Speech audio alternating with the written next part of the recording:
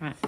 Okay, I'm going to draw an angle first. So remember, when we're talking about drawing an angle, we have to make sure that we have the arms, okay? And the arms have to meet at a point which we call as the vertex, okay? Now, what I'm drawing right now would be classified as an acute angle, okay? Now, if I want to measure how big or how small my angle is from a angle that I've drawn, okay, you're going to grab your protractor, okay? Now, what you need to do is to make sure that, okay, that the line down the bottom of your protractor actually lays symmetrical, and what I mean by symmetrical, it lays exactly over the top, okay, of your arm, okay? And you need to have the center of the protractor, where the line is at the 90 degrees, resting exactly on your vertex where the two arms meet, okay? So when you're doing this line here, okay, you can see that at the moment, that one arm measures 0 degrees, okay? So if you guys, can you see the 0 degrees there? Mm-hmm. So I'm actually measuring the angle within this shape. So see how you can see that curved angle there? So I'm actually measuring from 0 degrees to where this line meets, okay? So I'm actually using the numbers on the inside of this angle because I'm measuring this small angle here, okay? So what I would look for now is my line, and I would make sure that if I can't see it, I would probably just do a little line on the outside, okay? And I know here that this is 50 degrees and my line of my angle is less than that.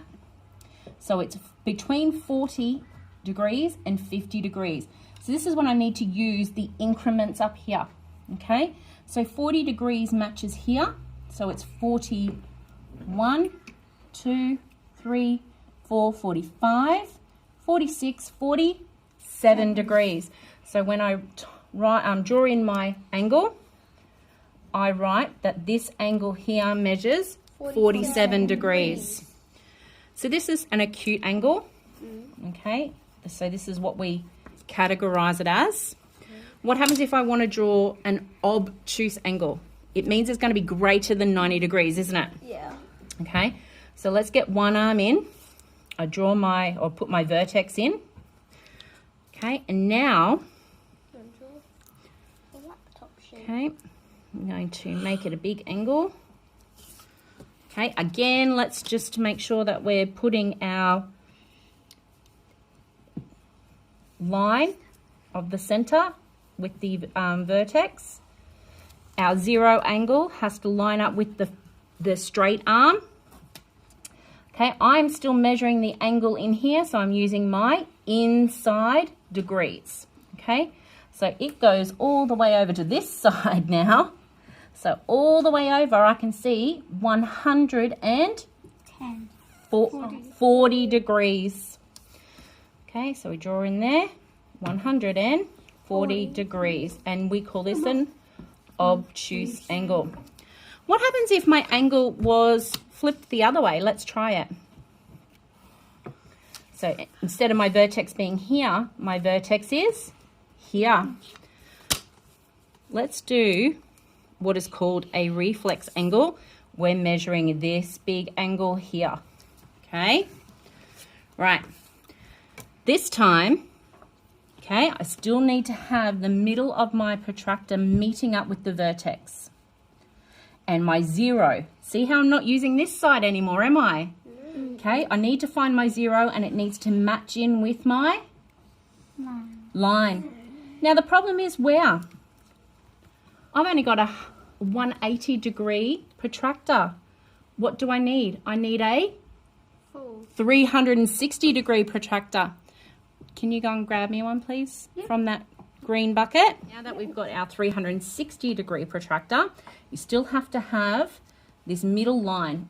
I don't know what the technical term is for it, but it's just almost like an equilibrium, like a balance line. So that has to be there, and you have to have 0. Now this time we're using our outside numbers. See how it goes from 0 when we're measuring the angle this way? Okay, so my angle goes all the way down to here. So we start at 0, counting all the way around. So if I have a straight line, it's a 180-degree angle. I keep going all the way around. Mine is sitting at, so this here is 295. It's right in the middle of 290 and 300. So my angle here is a 295-degree angle, and we call that a reflex angle. Oh, I just automatically made my L a T. There we go. All right, so let's have a look. We've just done A, so let's have a look at B. If I was going to draw a 30-degree angle, okay, doesn't matter if I draw my line straight or whether I draw it this way. And I might have my vertex here, okay. I can use either the half protractor or the 360-degree protractor, as long as I pick the vertex, match it up with the middle of the protractor. My line sits on here with the 0, okay. Now this is where it gets tricky though, because I'm off the page a little bit. So 30 degrees would be here. I'm just going to do a little dot on the desk. Okay. Oh, and I moved my paper, so I'm going to have to recheck that.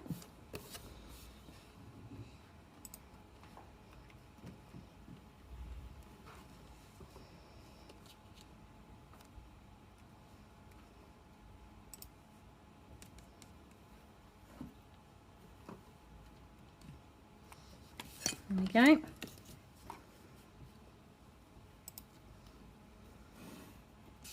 Okay, and that's your 30-degree angle. If I did it the other side, so whereas the vertex was here, okay, again, just matching up with your 0. Okay, so see how my 0 is this side? I can't do it, can I? So what have I got to do? You gotta flip it. Flip it around. I still match up the vertex with the point, and see how it's sitting flat with the 30-degree. I want to measure a 30-degree angle where the arm will be this side. So find where my 30-degree is.